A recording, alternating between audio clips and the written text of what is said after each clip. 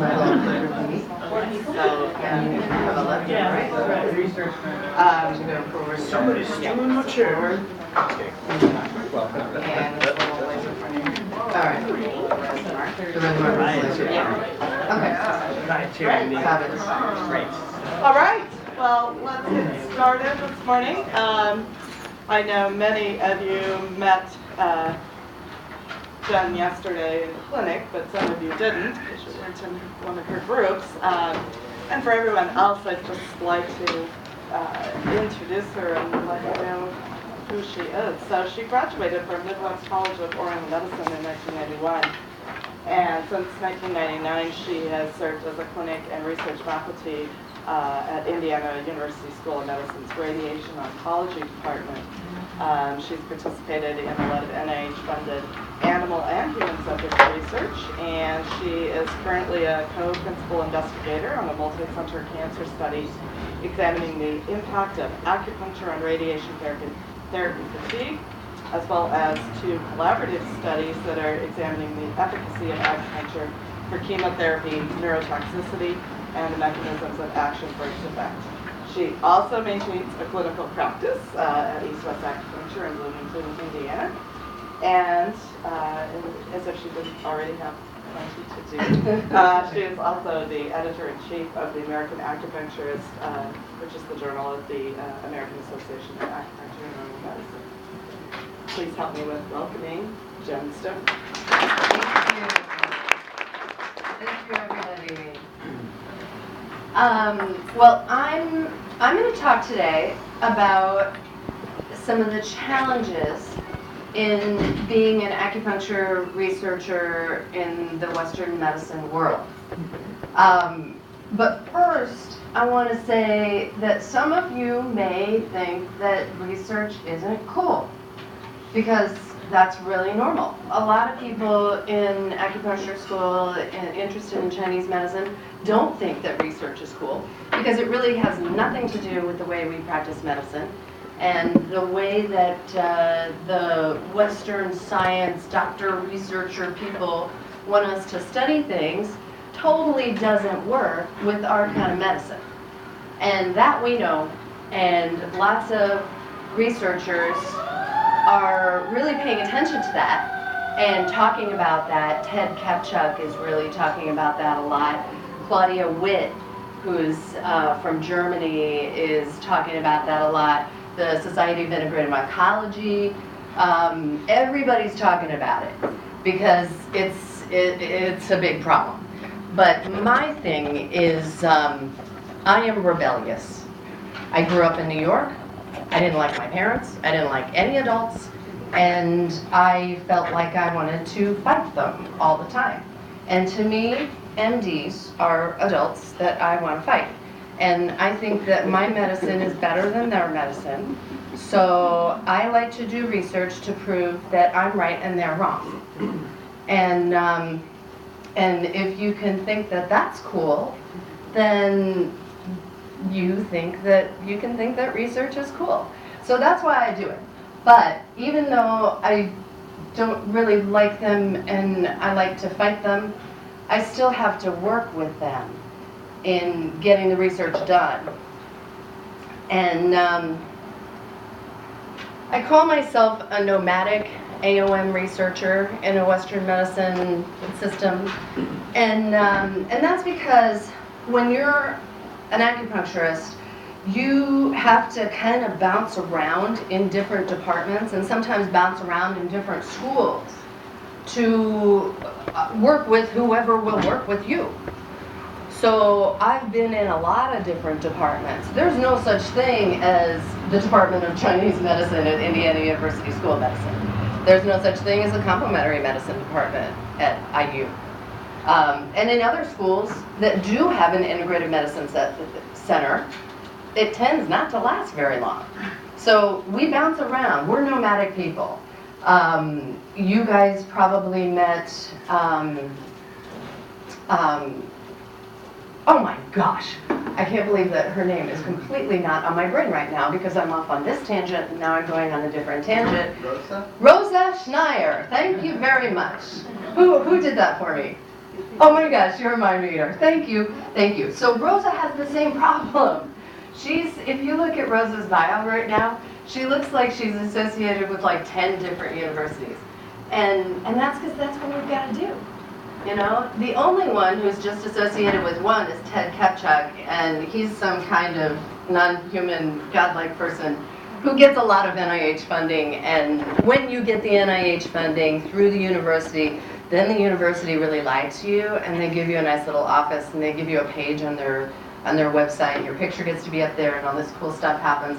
And then you get an account with your NIH money going into your account, and you get to use like 25% of that money towards other pilot studies.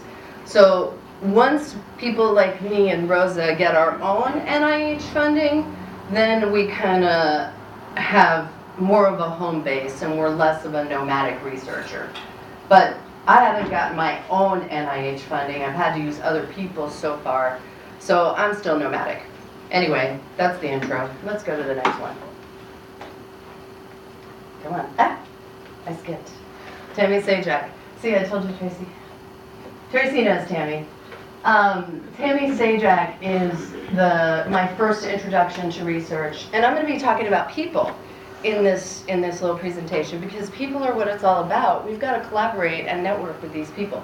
So Tammy Sajak is a neuroscience PhD, and she found out about me through somebody else because she's an NPY expert. NPY is this neuropeptide in the amygdala in our brain, and if NPY is in really good shape and it's high, then we don't have a fight or flight response.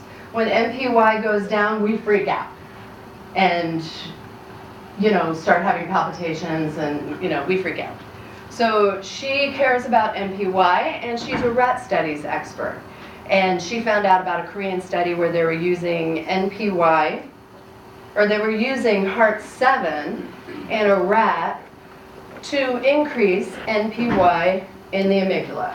And the amygdala is like right there. And that's a really bad picture of the amygdala. They call it the amygdala because it's shaped like an almond, and amygdala is the Greek name for almond. So that was how I first got into research.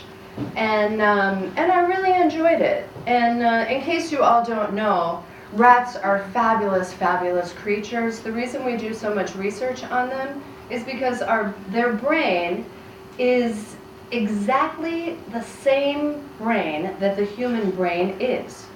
So when we have this like little bookie thing for the rats that flips pages like that, and it tells us all these levels of the rat's brain.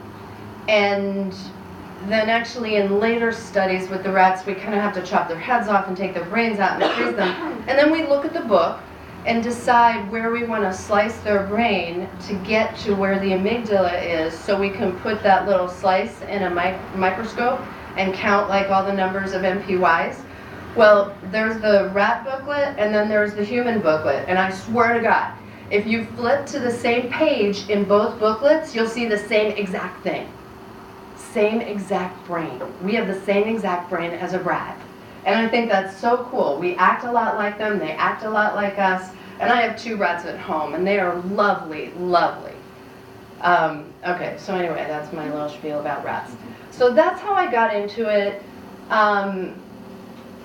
One of the problems I realized when I was doing the rat study is that I was thinking more like a Chinese medicine person.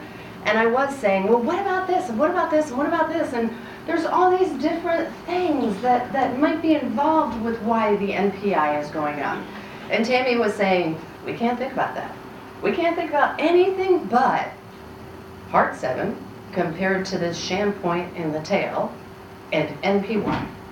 We can't think about any hormones, we can't think about any, food, any behavior, anything else. And I didn't like that. But I realized that it was because I didn't know anything about research and about how the Western medicine people do it, and about how Indiana University researchers do it, because Indiana University is really, really conservative. They're like one of the most conservative med schools in the country. And they have different ways that they do things and teach things. So I decided for continuing education, because I was interested in research and wanted to do more of it, that I would go through the pre-med program at IU. And I did, and it really did help. So I'm nicely trained to do research at IU, but maybe not at a more liberal school. Okay, the biggest problem with that MPY study is Tammy Sajak's mentor, who was the department chair, did not approve of her doing the study. He thought that it was dumb to do acupuncture research, and he didn't like the idea, and he didn't want her to publish on it. And this was the Department of Psychiatry, so at this time I was in the Department of Psychiatry. And he actually didn't even want her to continue doing rat research in the Department of Psychiatry. We had to meet at 7:30 in the morning to do these studies before everybody came into the building, because we were trying to do it behind the back of the chair. Which is actually kind of a good thing, because that's the time when the cortisol level is highest in both humans and rats, and the NPY is related to corticotropin releasing hormone in the brain. So it sort of made sense, but mostly it was because we were doing it behind everybody's back. He decided, Tammy Sajak is a brilliant person. Tracy knows this. And she's also very interested in acupuncture. But he didn't want her to keep doing what she was doing, and he was too afraid that she was going to continue to go into the direction of acupuncture. So he completely moved her out of that department and made her the director of the CTSI department. CTSI is Clinical Transitional Science, I don't know what the heck it is, but it has something to do with, it's the NIH that funded $91 million to a bunch of major medical schools so that they could get people to work together from different departments and actually different buildings in the different schools, and sometimes different schools. So like at IU, there's Indiana University and then there's Purdue University. And they're different, they're somewhat connected, but they're different. You can, through CTSI, have a researcher at IU be connected with a researcher at Purdue, and they can have a focus group, and CTSI will fund some preliminary, give them seed money to start a pilot study that they want to do that will help pay for their statistician and this is and that's this. And if they don't know anything about the stats department, like if you're from Purdue and you know nothing about the stats department at IU, the CTSI people will connect you with all the people. So it's like a big middleman research place. Anybody who wants to do a study and has no funding and has no idea what to do next can go to CTSI and work with a program manager, that's what they call them. And then the program manager says, oh yeah, this is a good idea, now let's program map it. And then they give them a program mapper, and then they figure out who they need and what departments. And so that's what CTSI is. So Tammy's hugely still involved in research. And she actually went back, CTSI paid her to get a master's in research science. So she's got the neuroscience and the PhD in neuroscience first, but then she went back to school to get the master's in research science just because of the CTSI work and because she's in charge of all of that. It's a huge department at IU and many other schools in the country. Okay, so that's how I got started. Then all of a sudden one day, I get a phone call from Peter Johnstone. Peter Johnstone had just been hired by IU to be the chair of the Department of Radiation Oncology. And that's in Indiana School of Medicine, Indianapolis. And they also wanted him to be the director of the Midwest Proton Radiation Institute in Bloomington. That's one of the 11 proton radiation institutes in the country. And so he's a very big wig. and they brought him a William H. Mitchell chair, by the way. A lot of people are somebody named chair, and somebody named chair people are people that get this huge foundation left by somebody who has this name, and they get to use 5 to 10% of the foundation money every year for whatever kind of research they want to do. So the nice thing about Peter Johnstone is he can fund interdepartmental research through the Department of Radiation Oncology. So anyway, he calls me. He says, we're going to do this study. Nah, that's not the study. Well, he says we're going to do this study on breast cancer patients who have already had their treatments and they can't, and they have terrible hot flashes because they've had every organ removed that makes hormones except for their brains. And usually they're younger people. And we have this one researcher who invented a hot flash monitoring device.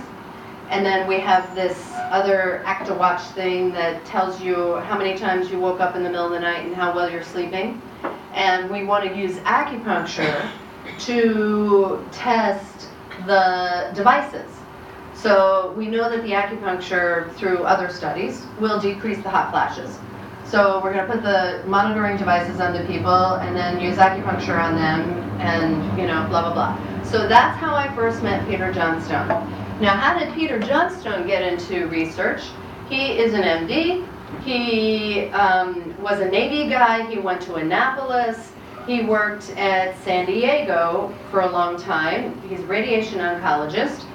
Does the name Richard Nematow sound familiar? Yeah. Yeah.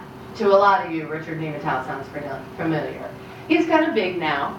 He started the whole battlefield acupuncture thing. And he, is he a guest lecturer here ever? No? All right. Well, anyway, he's a big guy. He's a colonel, and colonel in the Navy, and he was stationed in San Diego with Peter Johnstone. See? Peter Johnstone, Richard Nematow. Peter Johnstone was told by one of his commanding officers that he had to work with this colonel who was an acupuncturist. Peter Johnstone said, "What? That's ridiculous." Richard Nematow, who was an acupuncturist, was told that he had to work with a researcher. Richard Nematow said, "What? That's ridiculous." So the two of them got together, not really wanting to work together, but being required to do so. And somebody had xerostomia. Xerostomia is the extremely dry mouth that drives you absolutely crazy when you have radiation to the head and neck. It shuts off your salivary glands. You are so dry that it drives you crazy. And there's a drug for it called pilocarpine. In some people it doesn't work. So they had a patient who had pilocarpine-resistant xerostomia, and Richard Nematow said, "Hey, I've got this treatment that'll work." And Peter Johnstone said, "Fine, whatever." And Richard Nematow did the acupuncture treatment. The guy salivated. Peter Johnstone said, "Oh my God." And so that's how Peter Johnstone became an acupuncturist. He then did the whole, Western medicine 200-hour mumbo-jumbo thing. And Richard Nematow was convinced by Peter Johnstone to do a study. And so that's how Richard Nematow became a researcher. And that's how Peter Johnstone became an acupuncturist. And the research study, the first one that they did, was acupuncture for xerostomia. And they got some great results. And they used this auricular treatment plus this Korean hand thing. What I was telling people yesterday, the ear protocol, you could probably figure out what points those are. Everybody has to help me. It's, what does it look like? Shenmen and that one, is that like a kidney one or whatever? Help me out here. What is it? I think maybe about 1 0? point Zero. All right. And then, what is that, a lung point or whatever? mouth. Mouth. Oh, that would make sense. All right, all right. So remember these points because I've used this and it works. But the best way for it to work is if you give them a lozenge while the needles are in. So, and it can't be a Starlight Mint. It has to be something strong, like Altoids or something. So you put the ear needles in, and you put these finger needles in, and I like to put in a local point here. That's a stomach point, isn't it? Okay. And then another local one here. And is that a point too? That's an extra point. Okay, that's an extra point. I graduated from acupuncture school a long time ago here. I know where they are, I don't know what they're called. So like this one creates the saliva that goes like into the front of your mouth and the teeth. It's a big salivary point. And then there's some salivary glands here too. So that's a really good treatment for the xerostomia. But while they have these needles in, give them an Altoid. Because I've tried it with and without the Altoid, and it doesn't work as well without the Altoid. So give them the Altoid. It's a good one. All right. Those guys, well, not Richard Nematow yet. Peter Johnstone and a guy named David Eisenberg from Harvard got together and produced or founded the Society of Integrative Oncology. And Peter got me to start going to Society of Integrative Oncology meetings. And if you're into research at all, if you think research is cool, you've got to figure out what kind of research society you want to be involved in and go to those meetings. Otherwise, you're not going to get any work because it's all about collaboration. It's all about connecting with people. And you meet other people at these meetings, you figure out what they're doing, you remember it, then in the future you can work with them. Society of Integrative Oncology was originally funded by this really, really rich woman who got cured by breast cancer from Peter and David Eisenberg. And her name was Helen Moss, and she donated $1 million to Society of Integrative Oncology to get it started. And then 2 years later, 4 years later, she donated another $1 million so that they could have this really fancy schmancy conference at the Cleveland Clinic, Case Western Medical School. So it's really good for societies, like the AAAOM needs somebody to donate $1 million, to get really wealthy benefactors. And these guys got it. And oh, that's a picture of me giving a presentation at the Society of Integrative Oncology at the Cleveland Clinic. And my big thing is collaboration. I really want everyone, it's okay if you judge the medical doctors. It's okay if you know that what we do is better than what they do. But pretend to really like them and work with them. They're nice people. It's not their fault that their medicine sort of sucks. It's new. That's why it doesn't suck. They have great great tools, great treatments. But Western medicine is new. It's only like 150 years old. And pharmaceutical medicine is not even 100 years old. Well, yeah, not even 100 years old. What we do is more than 5,000 years old. It's not new. That's why it's good. Okay, this, when you're connected with a society, like Society of Integrative Oncology, and people get to know what you do, then all of a sudden you get phone calls from people and they say, hey, we're the editor of this really important journal and we would like you to write this paper on this subject, and you know, this is the deadline, and will you do this?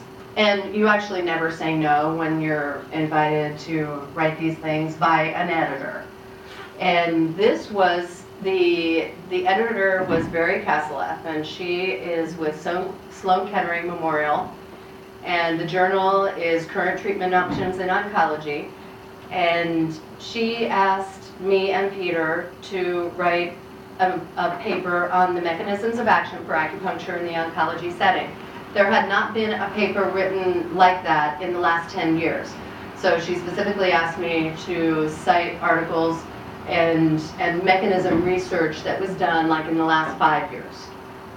So that's one of the cool things about being involved in these research societies. And if you ever want to get NIH funding, you gotta have this stuff on your biosketch. You can't just apply to the NIH and say, I want to have $1 million. You have to show them that you're big enough in research that people will ask you to write these kinds of papers, and that you do write them and they get published and they're good, and that you've done some research. The only way to get the NIH funding is to get lots and lots and lots of stuff on your biosketch. And the biosketch is just their way of saying resume, curriculum vitae. Everybody who cares about cancer should have a copy of this paper. So get a copy of this paper. It's a good one. All right, this was that hot flash for the breast cancer patients thing. Here is that's the hot flash monitoring device. Karen Carpenter developed. Karen Carpenter? No. She was so multi-talented. And she's not alive. What is Dr. Carpenter's first name? Janet. Okay. Janet Carpenter is a nurse, PhD, and she came up with this hot flash monitoring device. And when Peter found out that she had it, he connected with her and said, let's do an acupuncture study driving that thing and see what we can come up with. And then this here is a little ActiWatch. Anybody can use these. These are fantastic to use as an extra little measure for whatever you're doing, because it's a sleep study kind of thing that a person can wear at home. Oops. So this is the hot flash printout that we get. It's how many hot flashes you have in a day, and then how super intense they are. So it gives good information, and we've never had anything like this before. So that's pretty cool stuff. And then this is the ActiWear. It measures, you know, like down here the guy's sleeping pretty well, and now he's not sleeping very well. You know, all the black stuff means that they're not sleeping great, and then it shows you all night long.